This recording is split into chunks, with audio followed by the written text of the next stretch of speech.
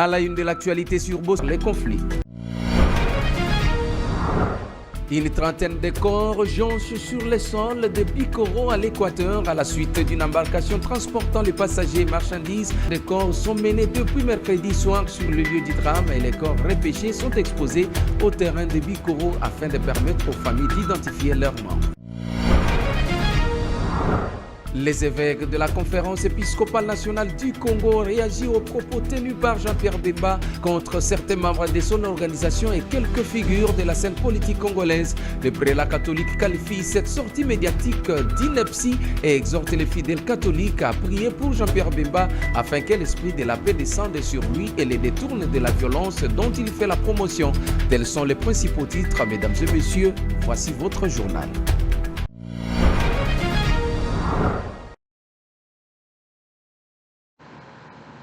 Et comme annoncé dans les sommaires, une embarcation transportant les passagers et marchandises a coulé mercredi 11 juin 2025 sur le lac Tumba, dans le territoire de Bikoro, à 128 km de la ville de Mbandaka, dans la province de l'Équateur, a-t-on appris via le média Actualité.cd. Plusieurs personnes se sont noyées, selon Justin Poutou, administrateur du territoire de Bikoro, cité par la même source. 30 corps sont déjà repêchés du lac. De nombreux passagers restent disparus. Les recherches de corps sont menées depuis mercredi soir sur le lieu du drame. Les corps repêchés sont exposés au terrain de Bikoro afin de permettre aux familles d'identifier leurs membres. Selon les sources locales, cette embarcation en bois composée de pirogues rattachées a quitté la cité de Bikoro pour le marché du village Ikoko Bongonda, situé sur le lac Tumba. Le drame est causé par une vague accompagnée de fortes pluies, affirme notre source à Bossolo Télévision. Poursuivant sa mission d'itinérance dans la province du Lualaba, le président de la République démocratique du Congo, Félix-Antoine Tshisekedi Tshilombo, a consacré la journée du mercredi à l'inauguration et à la visite de plusieurs infrastructures politiques publiques d'intérêt communautaire. La première infrastructure inaugurée les bâtiments de la direction des impôts du Lualaba et la direction des recettes non fiscales du Lualaba. Ensuite, s'en est suivi l'inauguration de l'hôpital général de référence des Mwangweji, un complexe hospitalier des niveaux tertiaires avec une capacité de 200 lits. Regardez. Depuis son arrivée dans la province du Lualaba, le président de la République et chef de l'État, Félix-Antoine Tshisekedi Tshilombo, enchaîne des inaugurations. À Kolwezi, le chef de l'État a inauguré le nouveau bâtiment des impôts, suivi de celle de l'hôpital moderne de la ville et enfin de l'aérogare de la ville. Premier arrêt, la direction provinciale des impôts et des recettes non fiscales. L'imposant bâtiment de 3 niveaux s'étend sur plus de 3400 mètres carrés avec 62 bureaux, 9 salles de réunion et un espace sécurisé pour les archives. En présence du président de la République, les autorités provinciales ont souligné le rôle stratégique de cette infrastructure dans la mobilisation des recettes. Que ce bâtiment incarne la compétence, la discipline et l'exemplarité.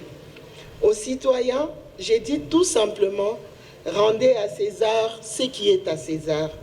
Que vive le Lualaba, que vive la République démocratique du Congo, que vive son Excellence, Monsieur le Président de la République démocratique du Congo, que Dieu bénisse toute la RDC. Je vous remercie.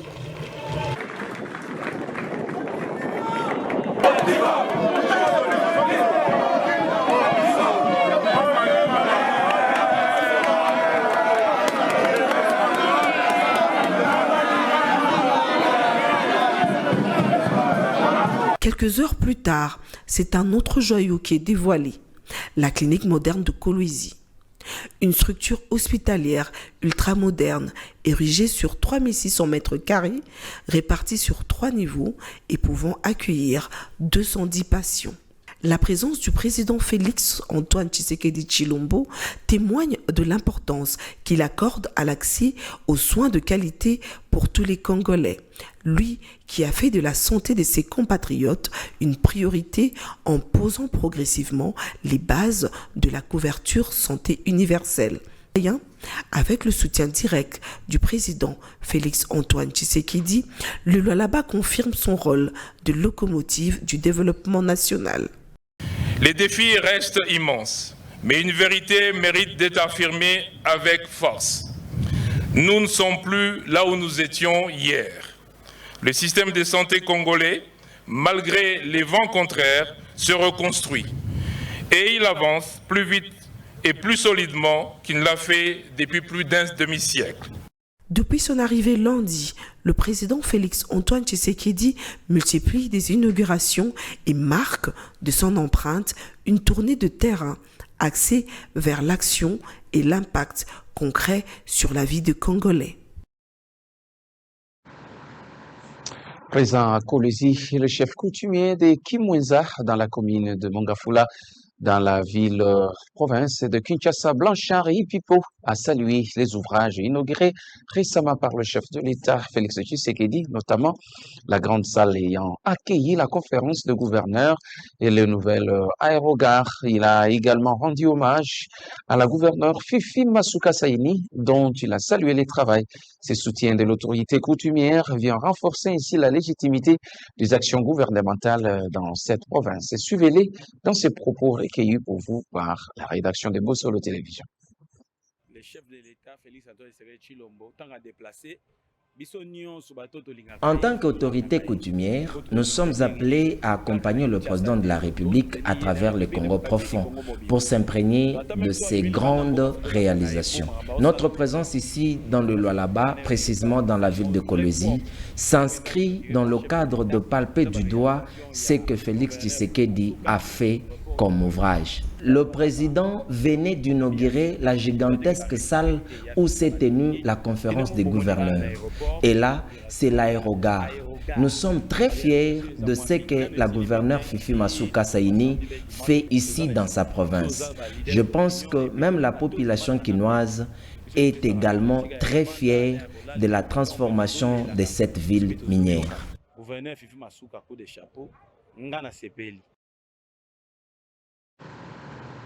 Et de son côté, l'Église catholique, par le biais du porte-parole de la Senko, n'a pas tardé à réagir aux propos du vice-premier ministre et ministre des Transports, Jean-Pierre Bemba, face aux accusations de responsables de la Senko qui seraient impliqués dans une logique de mettre le pays dans un chaos, voire un prétendu complot contre le chef de l'État.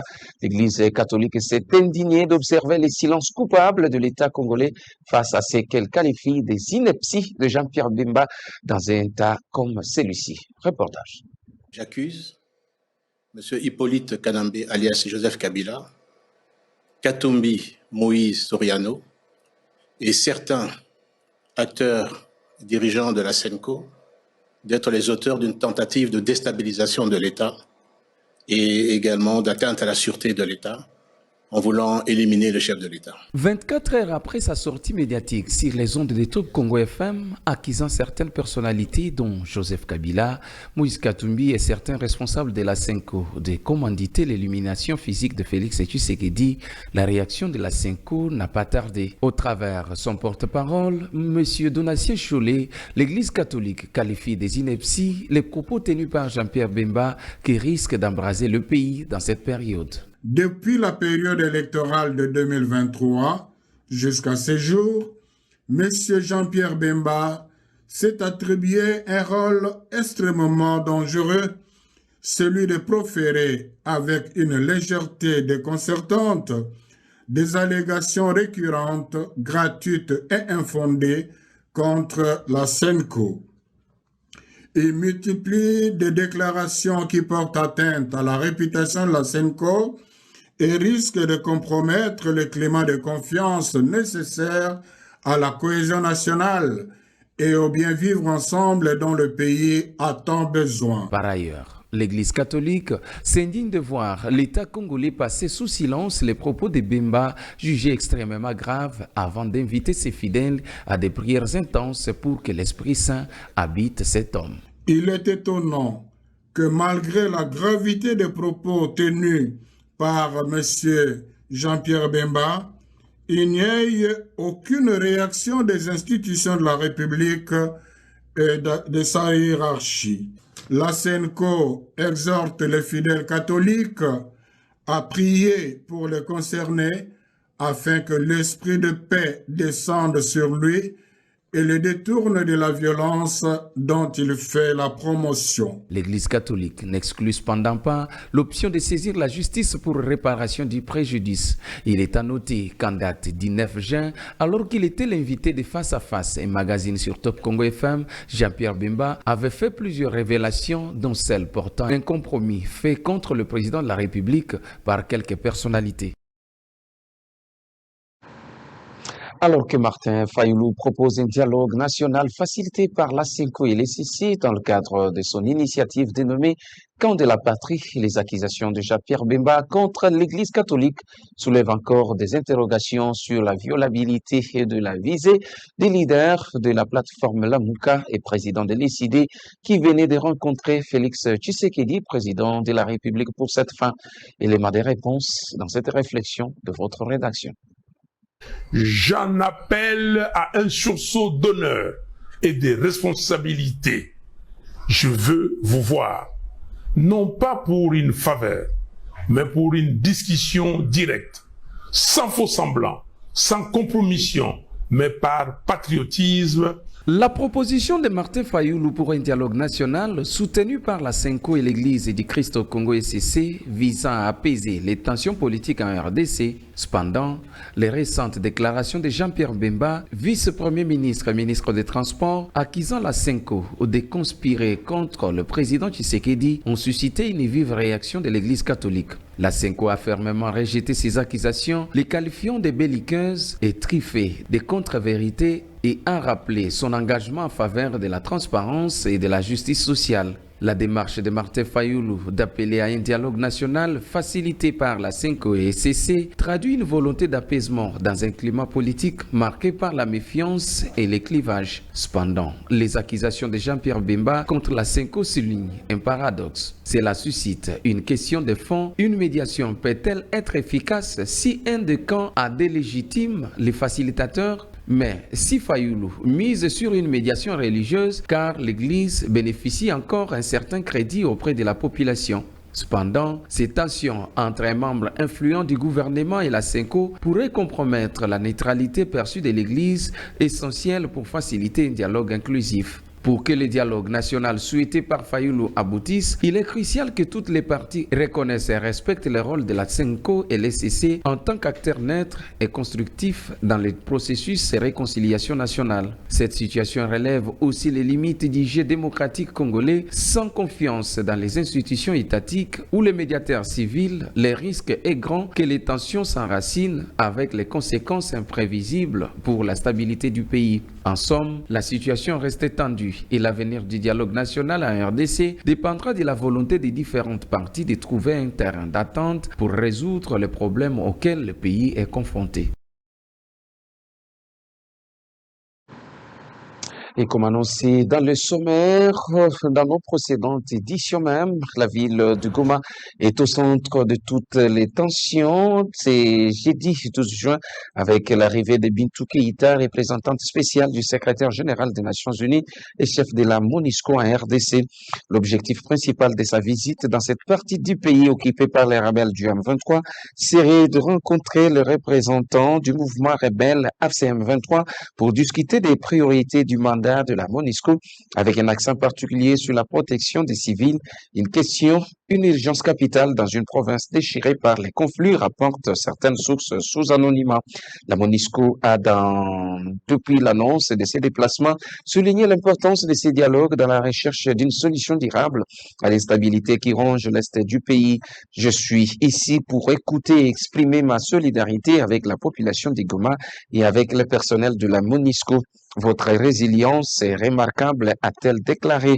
L'arrivée de la chef de la MONUSCO à Goma a été largement commentée. Et si les détails précis de son emploi du temps restent pour l'air confidentiels, l'opinion publique s'accorde à penser que sa présence s'inscrit dans une démarche globale de recherche de solutions pacifiques au conflit qui accable cette partie du territoire congolais.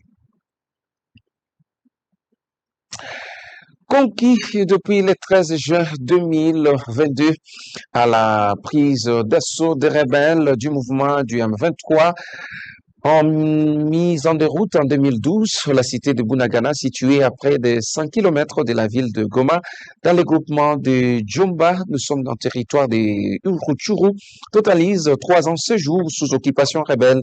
Le prix Nobel de la paix, Denis Mukwege, s'en plaint, pointe la défaillance de la politique sécuritaire de Kinshasa. Les gynécologues congolais déplorent les 3 ans de violation de souveraineté et d'intégrité nationale de la RDC par son voisin, le Rwanda, qui soutient militairement le rebelle.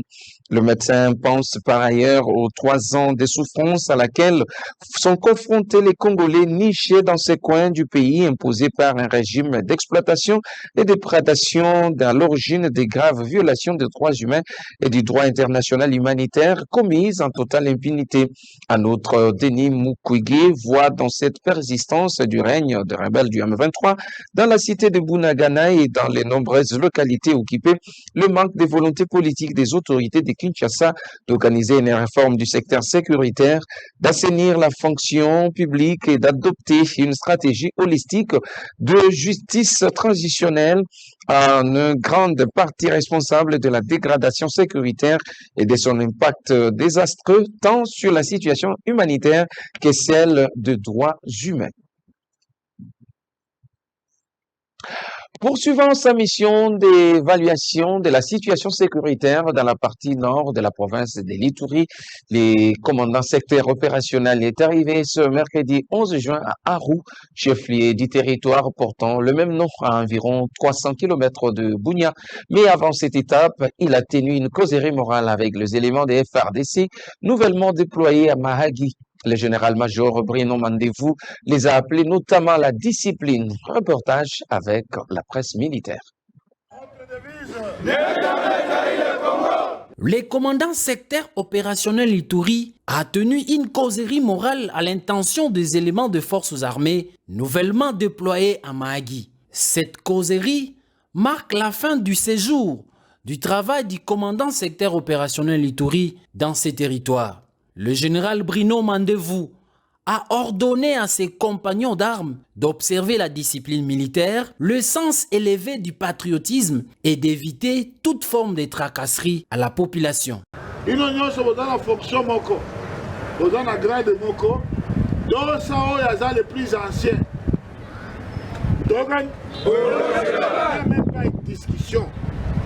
Deuxième classe, il faut Tosanan. Première classe à Tosanan. Caporal à Tosanan. Grand major à Tosanan. Lieutenant général à Tosanan. C'est la discipline. Dans la foulée, cet officier général de forces armées a rappelé aux troupes la mission leur assignée. Puisque vous avez la mission, donc défendre l'intégrité territoriale, protéger la population et leurs biens. Et nous avons déployé 2 personnes, 3 personnes. Est-ce que vous défendez l'intégrité? Il faut organiser, unité, organiser. À part le peloton, là, il y a un déploiement à section, il y a 2 pelotons, il y a 2 pelotons, 3 pelotons. Ce renforcement d'effectifs militaires à Mahagi est une réponse aux cris de détresse de la population après plusieurs demandes. Aujourd'hui, cette demande a trouvé un écho favorable auprès du commandant des opérations, gouverneur militaire de la province de l'Ituri, le lieutenant-général Luboyankansha Madjoni, a envie d'assurer de plus en plus la protection de la population et de défendre la patrie contre la menace externe et interne en cette période de l'état de siège où les forces armées de la République démocratique du Congo restaurent l'autorité de l'État et développent lentement et sûrement la province de l'Ituri. Et en bref, cette information, sachez que le parquet général près la Cour de cassation a répondu à la réquisition formulée par le ministre de la Justice impliqué dans une affaire de détournement présumé des deniers publics. Le ministre de la Justice a décidé de récuser le procureur général près la Cour de cassation et tous les magistrats de son office dans le cadre de l'instruction préjudicielle les concernant. Par intermédiaire de son directeur du cabinet, le procureur général Firmin Vondemambou a informé Constant Mutamba que l'instruction préjuridictionnelle est désormais clôturée et qu'il est invité à garder son calme pour la suite de la procédure. Monsieur le procureur général près la Cour de cassation m'a instruit d'acquiser réception de votre lettre et donnant suite à son contenu, il m'a demandé de porter à votre connaissance que l'instruction préjuridictionnelle dans la cause où vous êtes poursuivi pour détournement des deniers publics est clôturée à ce qui vous concerne. Il vous serait gré par ailleurs de garder votre patience et sérénité pour la suite de la procédure, lit-on dans cette correspondance. La suite de la procédure à laquelle fait allusion le parquet général renvoie à la demande d'autorisation des poursuites contre Constant Mutamba Tungunga adressée à l'Assemblée nationale. Le parquet estime avoir réuni les indices sérieux de culpabilité à l'encontre du ministre Mutamba qui est accusé de détournement de 19 millions de dollars américains destinés à la construction d'une maison carcérale à Kisangani dans la province de la Chopo. Lors de la troisième convocation au parquet général près la Cour de cassation pour instruction préjuridictionnelle, le ministre Mutamba a été absent. 24 heures plus tard, il a renvoyé une lettre au parquet pour récuser le procureur général et l'ensemble de tous ces magistrats. Les instructions données par le président Félix Tshisekedi lors de la dernière réunion du Conseil de ministres face au braquage à Kinshasa et annoncées par le gouvernement souminois sont à ce jour en pleine exécution. Edouard Chama pour plus de détails. À la suite de la concertation entre les conseils supérieurs de la magistrature et les vice-ministres de la justice, Samuel Mbemba Kabouya, le premier groupe des bandits armés arrêtés grâce à la vigilance de la population a été présenté ce jeudi 11 juin 2025.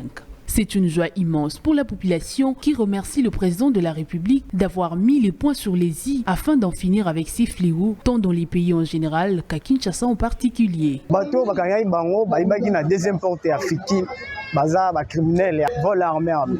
Les gens qu'on a arrêtés sont des voleurs à main armée. Ils ont volé la moto devant la deuxième porte de la Fikine. Je me réjouis beaucoup avec cette initiative du président de la République pour en avoir souligné lors de la dernière réunion du Conseil de ministres. Aujourd'hui, ces gens sont arrêtés. Tous mes remerciements au chef de l'État, au ministre de la Justice et à la Première ministre. D'ailleurs, je souhaiterais que ces bandits soient transférés loin de la ville, que les ministres les fassent évacuer, qu'ils poursuivent d'autres partout où ils se sont cachés, qu'ils soient arrêtés et transférés ailleurs. Nous voulons que chaque personne se sente libre de rentrer, que ce soit à 20h, à 21h chez lui, sans s'inquiéter.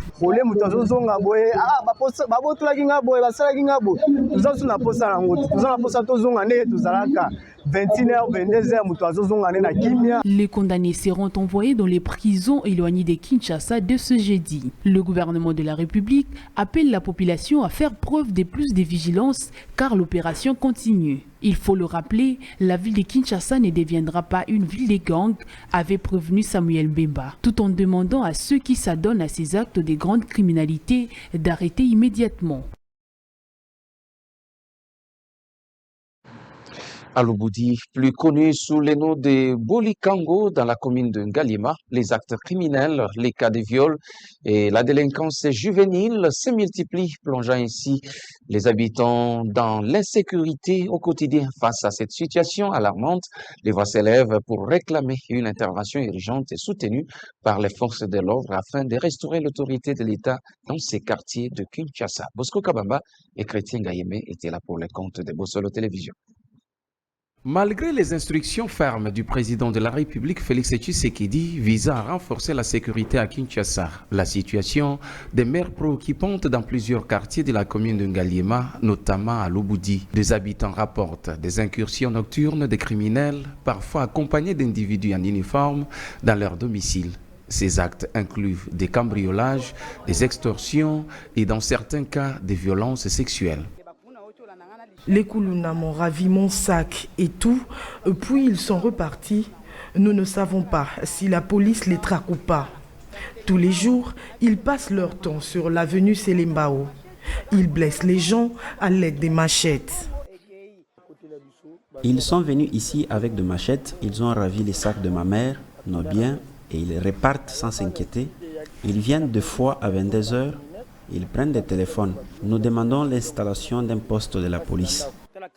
Dans ce quartier, nous avons une population estimée à 14 000 habitants. Nous avons besoin d'un sous-commissariat. L'insécurité dans ce quartier nous inquiète. Les bandits violent même des femmes qui viennent à peine d'accoucher. Des témoignages recueillis font état de 6 femmes, dont 2 mineurs victimes de viols. L'une d'elles a déclaré avoir été agressée en même temps que sa fille au sein de la communauté locale. Nous sommes au quartier Luboudi, en Ngaliema. Les criminels sont entrés ici le 8 juin vers 3 h du matin. Avec la police pour contrôler si dans nos maisons nous avons caché des Kuluna. Ils ont fait le contrôle dans presque toutes les maisons. Ils ont pris de l'argent, blessé les habitants et violé même les femmes avant de rebrousser chemin. Ici chez moi, ils ont violé 2 personnes, c'est-à-dire ma fille et moi.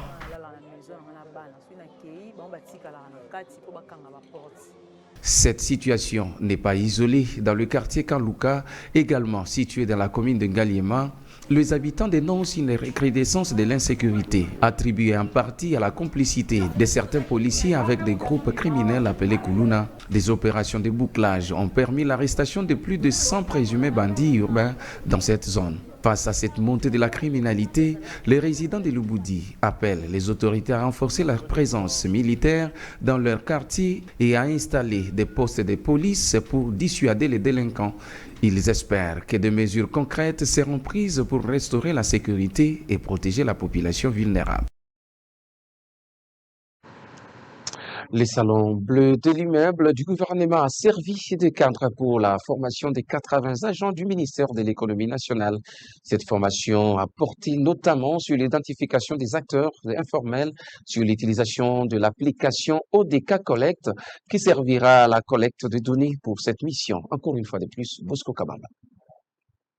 Près des 80 agents du ministère de l'économie nationale ont débuté mardi 10 juin au Salon bleu de l'immeuble du gouvernement une formation axée sur des enquêtes visant à identifier les acteurs du secteur informel. Cette étape essentielle concrétise l'un de 3 axes confiés au ministère de l'économie nationale, à savoir la formalisation de l'économie informelle. Représentant les vice-premiers ministres, ministre de l'économie nationale, Daniel Mukoko Samba, les directeurs des cabinets ad intérim de ces ministères, Théodore Nana Mwangiele, a donné les coups d'envoi de travaux en ces termes. En dehors de la formation théorique que vous allez avoir pendant les 2 jours, vous devez garder un contact permanent avec les responsables de cette activité de notre ministère qui vont devoir vous accompagner au quotidien face aux difficultés que vous allez rencontrer sur le terrain, face aux méthodes que vous devriez peut-être utiliser pour approcher ces partenaires du secteur informel. Après les notions théoriques, place à la pratique. Ce moment fort a permis à chaque participant de télécharger l'application et les formulaires d'identification. Surtout la méthodologie de collecte des données avec l'application ODK Collect. C'est vraiment tellement formidable. Ça va alléger le travail sur terrain. C'est-à-dire que vous pouvez interviewer plusieurs personnes, plusieurs activités, donc les sociétés œuvrant dans l'informel et aussi œuvrant dans le formel. Puis lors, la direction de la formation économique informelle n'a jamais de répertoire.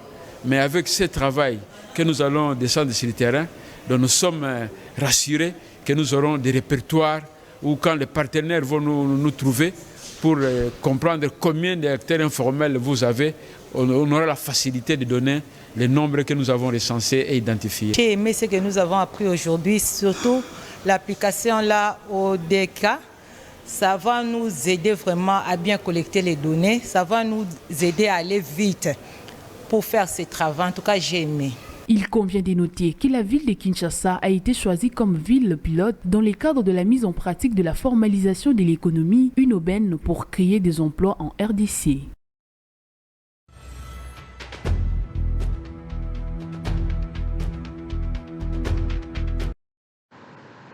Et au-delà de nos frontières, le président du Togo, Faure Gnassingbé, est confronté à une pression croissante à la suite de la répression par le gouvernement des manifestations appelant à sa démission en raison des récentes modifications de la Constitution qui pourraient effectivement les maintenir au pouvoir indéfiniment, comme nous les parle Edouard Chama.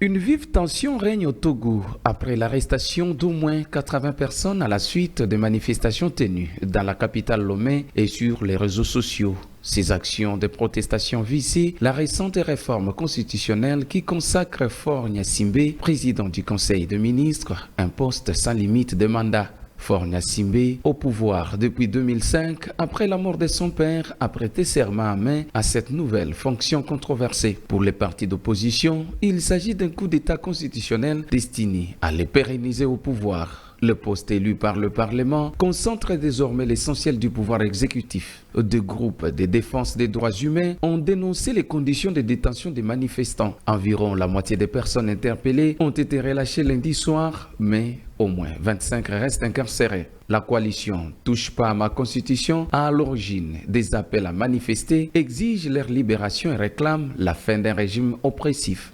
Les autorités, par la voix du procureur Talaka Mawama, estiment que les manifestations relèvent d'une révolte contre les institutions, justifiant ainsi les arrestations. Dans un pays où les manifestations sont interdites depuis 2022, cette mobilisation inhabituelle souligne l'exaspération croissante face à un pouvoir jugé de plus en plus autoritaire.